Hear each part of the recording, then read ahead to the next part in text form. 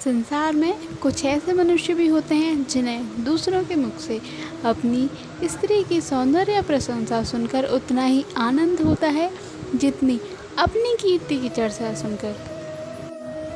पश्चिमी सभ्यता के प्रसार के साथ ऐसे प्राणियों की संख्या बढ़ती जा रही है। पशुपतिनाथ वर्मा इन्हीं लोगों में से था। जब लोग उनकी परम सुंदर स्त्री की तारीफ करते हुए कहते, ओहो कितनी अनुपम रूप राशि है, कितनी अलौकिक सौंदर्य है, तब वर्मा जी मारे खुशी और गर्व के फूल उठते थे। संध्या का समय था, मोटर तैयार खड़ी थी।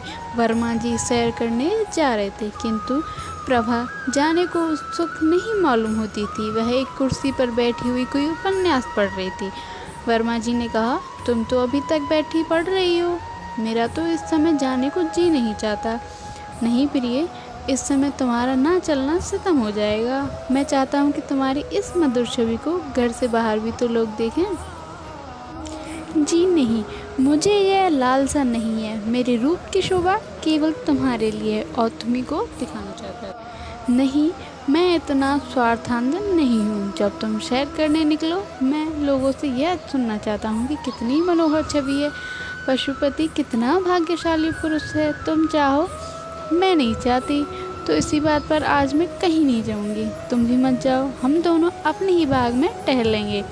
तुम हौज के किनारे हरी घास पर लेट जाना, मैं तुम्हें वीणा बजाकर सुनाऊंगी, तुम्हारे लिए फूलों का हार बनाऊंगी, चांदनी में तुम्हारे साथ आँख मिचौनी खेलूंगी। नहीं नहीं प्रभा, आज हमें अवश्य चलना पड़ेगा।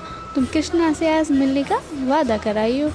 वह बैठी हमारा रास्ता देख रही होगी, हमारे न जाने से उसको कितना दुख होगा। हाय वही कृष्णा, बार बार वही कृष्णा। पति के मुख से नित्य यह नाम चिंगारी की भांति उड़कर प्रभा को जलाकर भस्म कर देता है।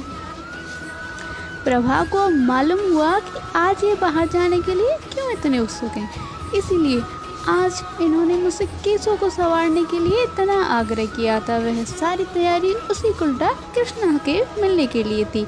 उसने दृढ़ स्वर में कहा, तुम्हें जाना हो तो जाओ, मैं नहीं जाऊंगी। वर्मा जी ने कहा, अच्छी बात है, मैं ही चला जाऊंगा।